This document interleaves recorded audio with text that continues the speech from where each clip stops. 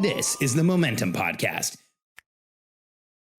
A few months ago, I recorded a podcast with one of our clients that has been talked about, mentioned, and brought up more than any podcast I've ever recorded with somebody. That client is Marley Baird from Marley Baird Media, and I'm so excited she's back today to give us an update on what's going on in her business, what's happening with her team, and to let us know if she went out of business or actually continued and grew. You're going to love the answer. I'm Alex Sharfin, and this is the Momentum Podcast, made for empire builders, game changers, trailblazers, shot takers, record breakers, world makers, and creators of all kinds. Those among us who can't turn it off and don't know why anyone would want to. We challenge complacency, destroy apathy, and we are obsessed with creating momentum so we can roll over bureaucracy and make our greatest contribution. Sure, we pay attention to their rules, but only so that we can bend them, break them, then rewrite them around our own will. We don't accept our destiny, we define it. We don't understand defeat because you only lose if you stop, and we don't know how. While the rest of the world strives for average and clings desperately to the status quo, we are the minority, the few, who are willing to hallucinate there could be a better future. And instead of just daydreaming of what could be, we endure the vulnerability and exposure it takes to make it real. We are the evolutionary hunters, clearly the most important people in the world, because entrepreneurs are the only source of consistent, positive human evolution, and we always will be. Marley, I'm so excited to have you back. Like, before we even start, I just want to get this out there that the podcast that we recorded about the challenges you were having in your business is one of not only the most downloaded podcasts, but it has to be the most discussed and commented on episode we've had in the past 6 months. So it was awesome. It was my pleasure and I still get so excited. I mean, it was very vulnerable to share that and painful in the moment of what we talked about. But when I still get messages from people being like, oh my God, I'm there right now, or I had that and the PTSD is real. Like, I'm so happy to talk about it with them. Well, let's catch everybody up. So for those who haven't heard the first podcast, this is actually an update to that podcast. So you can go back and listen to the last one I recorded with Marley. But let's give everybody like the 1 minute catch up on what we talked about the last time. Go ahead. So April this year, my business was broken. And I know that you say if all goes well, it always will be, but it was broken. Like, it was broken in a way that's like not good. Not good. I was bleeding. I could have lost everything. My line of credit was in the six figures because my personal line of credit was paying for the business. And I didn't have the right team. We didn't have the right plan, and we were about to go under unless we made a drastic change. And thanks to you, we made the right change. And the change was dramatic, Marley. It wasn't just like subtle changes in the business. You actually made huge personnel changes, right? Yeah, we had to let go of 3 people on the same day, and they were very key people in the business. Yeah, it's interesting that, and I think that's why so many people were shocked by the podcast, because you know what we don't talk about as entrepreneurs? We don't talk about the challenges. We don't talk about letting people go. We don't talk about the emotional consequences of having people on your team and having things not work out. And we talked about it on the recording we did previously. And I think that's what I heard most from people was like, it's the first time I've ever heard someone acknowledge the pain I've been through. Mm-hmm. You know, and I think as entrepreneurs, we hide it so much because in most circles, when you hit $1 million, you're the winner. You have to like pretend like you're the winner, but we all know, like, there's a reason why I have a podcast called $1 Million Businesses Are Broken, the myth of the $1 million business. $1 million isn't enough, because we're still falling apart, you know, when we're at that level. And I just want to mention something. So from the podcast we did, which everybody who's listening should go back and listen to, I recorded a podcast yesterday with the first member of our Catalyst group, which is a group for six-figure entrepreneurs, lower six-figure entrepreneurs. Her name's Heather Wright, and she joined Catalyst as our first member because she listened to your podcast as our first member of Accelerator. And so just energetically, I thought that was amazing. She's like, oh, I love Marley, and I've never even met her. So it was so cool. So let's get an update, Marley. So last time we set up what was going on in your business. You had to let go of 3 people. You're walking into the huddle to kind of tell everyone what's going on. You tell me, what did it feel like going into that huddle that morning? I was scared they were going to jump ship, that I just had to let go of 3 key people, some people that the other members relied on or worked with every single day. And they were shocked. Reported to in some cases. Absolutely. They were shocked. And I didn't know if they were going to say, well, we're out too, or geez, this ship is going down, so I got to jump before I go down with it.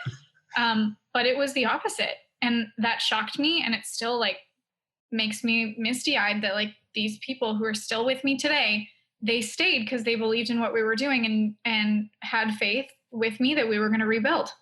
Yeah. You know, Marley, so often entrepreneurs have that fear that if they're transparent and real with their team and tell them everything, they're going to run away. And one of the things that I share is if you're transparent and real, it really doesn't matter what's going on. They probably will not run away. And what we see, I'm sure there's cases where there's mutinies and there's cases where there's been mismanagement, but when you are transparent with human beings, isn't it crazy how quickly they step in to help? Mm-hmm. My team thanked me for being honest and for making the right decision. They saw it as the right decision too. And then even in the future, like there are personal changes in a business. And when we have had to let people go, I have found, and this is also from what I've learned from you, that it's better for me to explain, here's why it didn't work out, instead of them thinking the worst case scenario and then having gossip or drama in the team, because there's no reason why I need to hide what's really going on. Yeah. Yeah. That's one of the things that we coach is that when you terminate someone, you let the team know what really happened in a transparent and real way so that they understand, because here's what happens on most teams, Marley, is when somebody's terminated, everybody else thinks I'm next. Mm-hmm. And by telling everyone what was really going on in reality, you diffused that feeling of I'm next, didn't you? Yeah, absolutely. And they thanked me for that decision and for sharing that with them. And I think that when in like other businesses, they keep things close to their chest and they don't share. And so for me to be vulnerable, they see it as refreshing or like different. And I just see it as like that. How could I be anything different?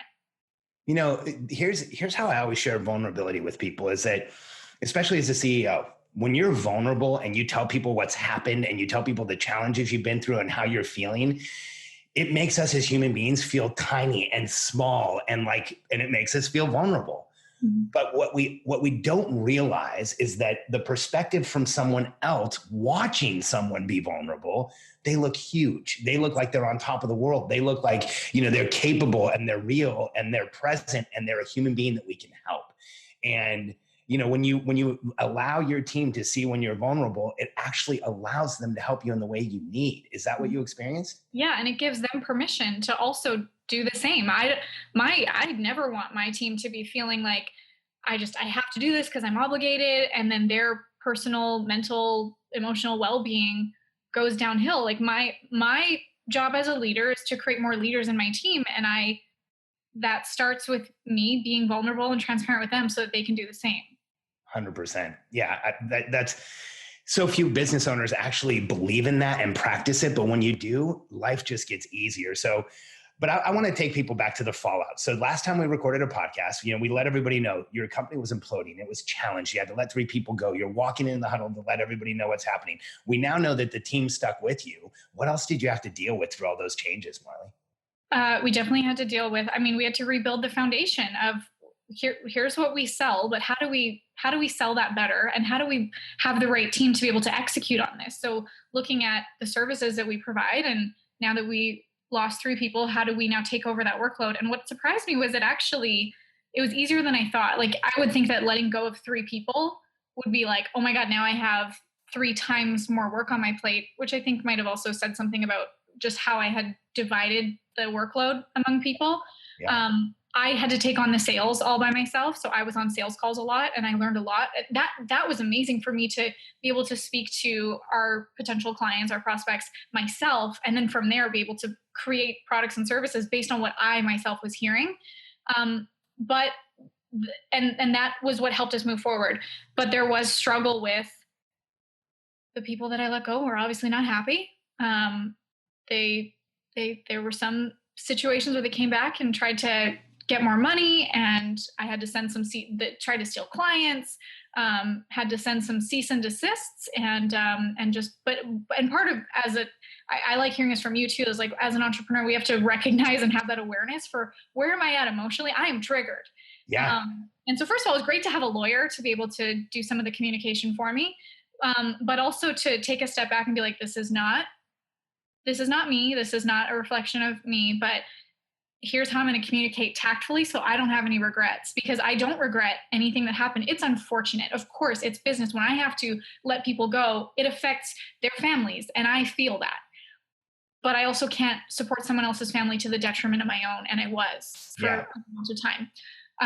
So I had to really check myself and see what behavior will I be proud of in the future, and who can I have to support me in this? Which a lot of that was you.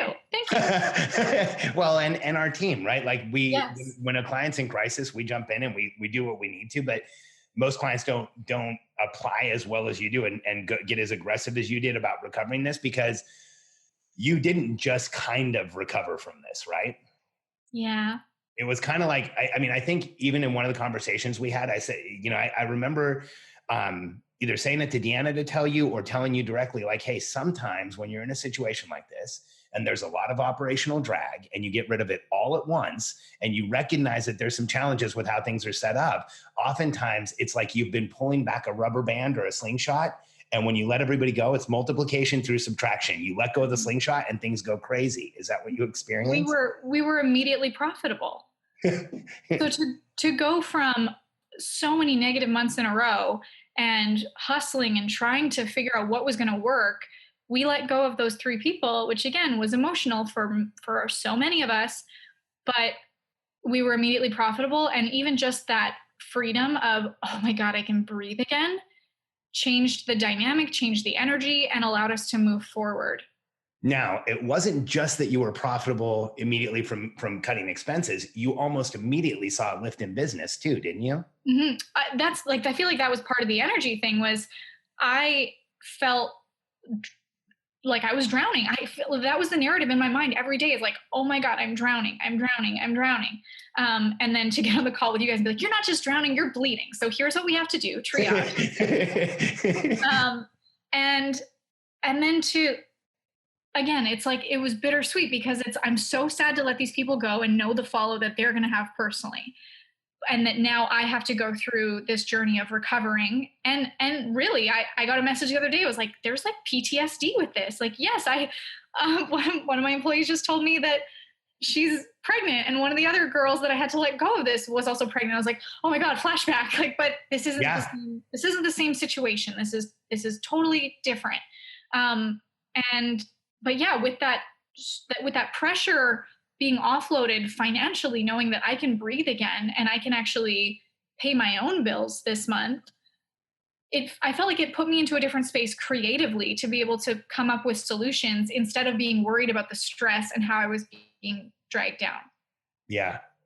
Yeah. And almost like, this is one of those things we talk about all the time. It's part of our theory on momentum. Is there's 2 ways to get into momentum. You can do all the work it takes to get up and running and go, or you can just drop a lot of noise, purge a lot of drag, get rid of the things that aren't giving you momentum, and it'll almost automatically happen.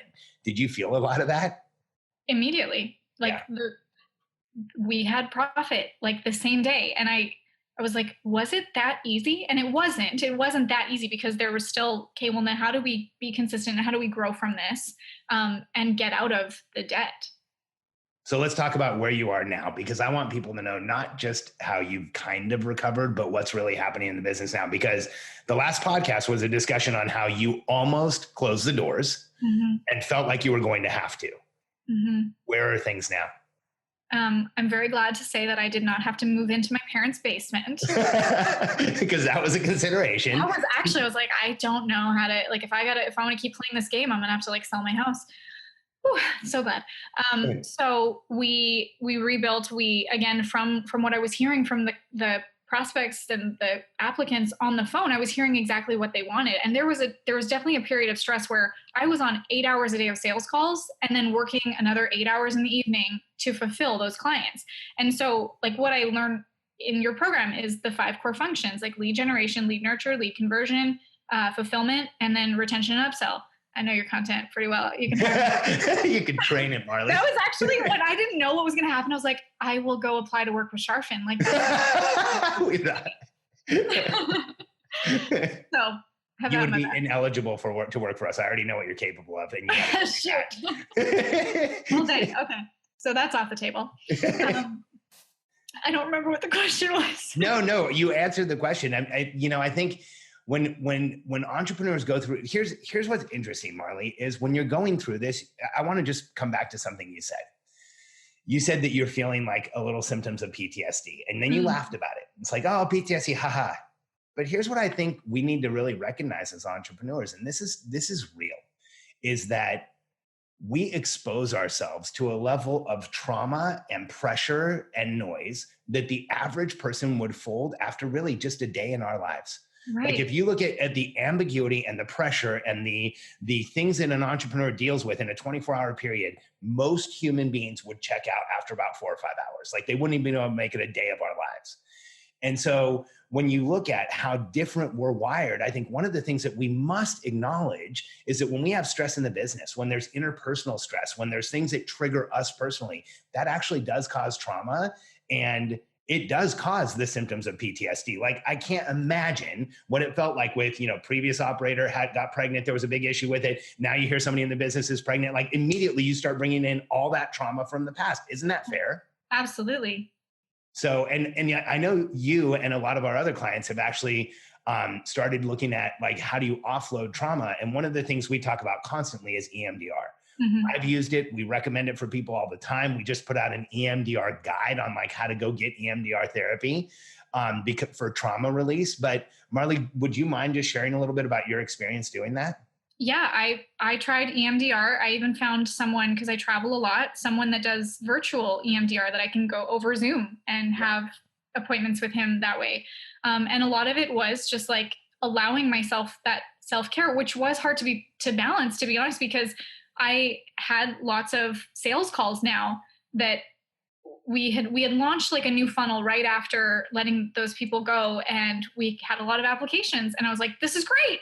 But then having 8 hours a day of sales calls and 8 hours a day of then fulfilling for those clients that I was able to close, I was drowning and then had to look at, okay, well, where do I have to reinvest first in the business? Hired a salesperson. He's amazing. I should never do a sales call ever again because he's much better than me. And finding like, how do I take the time that I have and the ROI, like the investment of that time is going to give dividends to not just me and my family, but my team too. I needed to heal from that so that instead of being triggered when an employee comes to me being like, I'm pregnant, and being like, screw you. Or, oh God, it's going to all fall down. That's the worst reaction. You want someone to cheer for you. That I could be present and let the baggage stay in the past, like heal from that, unpack it. Yeah, I think that's so crucial, Marley, because one of the things that we do as leaders in our business is we validate the people around us. We provide validation. We actually provide them a mirror for how they see value. And so when somebody comes to a CEO and says, I'm pregnant, if you can be in your body untriggered and say, congratulations, I'm really excited for you, that actually builds trust and builds that relationship.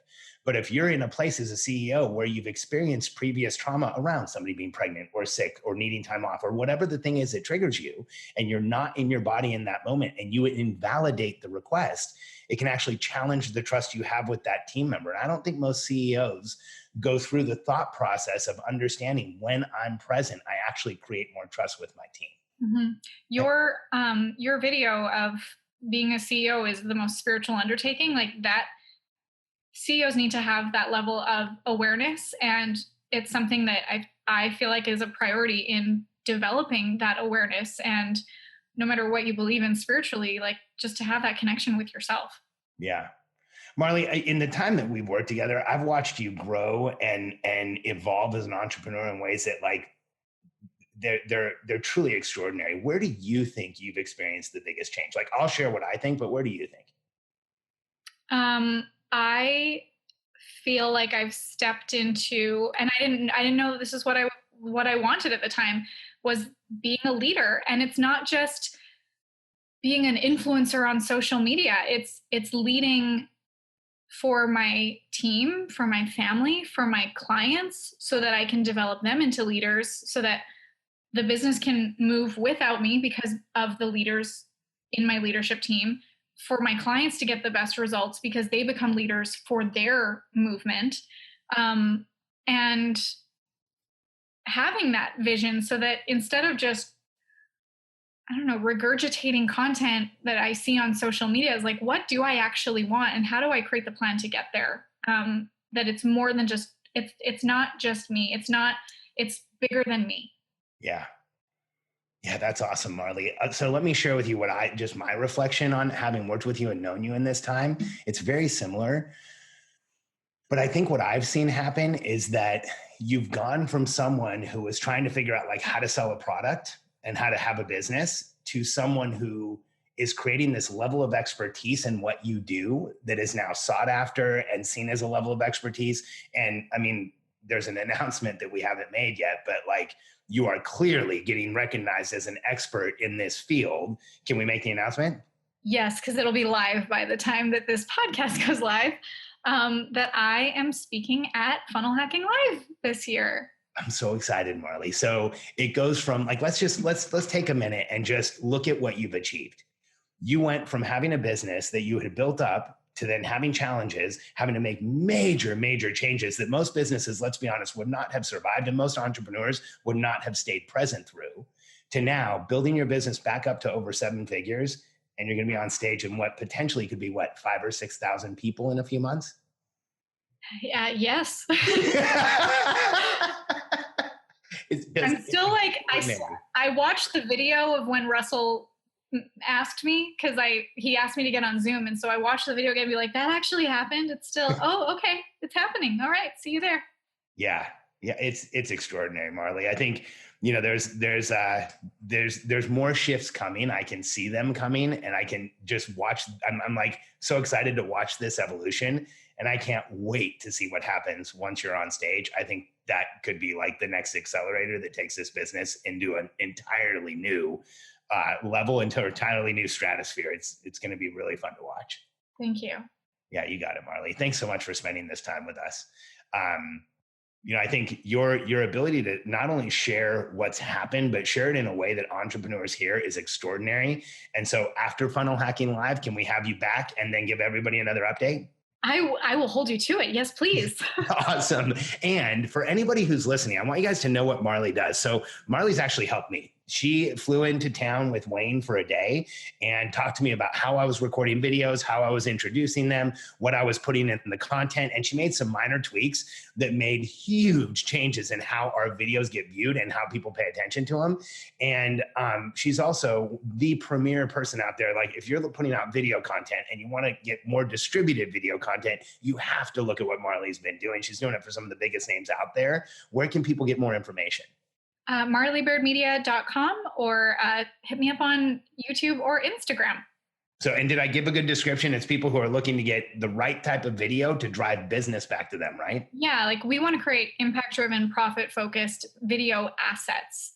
Attention online is a massive asset for you to have, for people to be able to find you and be able to indoctrinate them through your value ladder. So we create your visibility ladder for people to be able to find you and go through each level and indoctrinate them into your offers. So for anyone listening, I just want to put this out there. I've been in production since I was 21. I've done hundreds of hours on live TV. I've sold hundreds of millions of dollars on home shopping and other stuff. And I've done, I don't know how many thousands of presentations and speeches, but the day that I spent with Marley completely changed how I still record videos for social media today. So she has a level of expertise that just isn't out there anywhere else. That's why I wouldn't hire you. You need to keep doing this because you're amazing and there's nobody else out there like you. So thanks for being here with us today, Marley. Check out MarleyBairdMedia.com. And if you want to get some more information on Accelerator, which Marley's in, or Catalyst, our new coaching program, go to billionairecode.com, fill out some information for my team, and we'll make sure we jump on a call with you.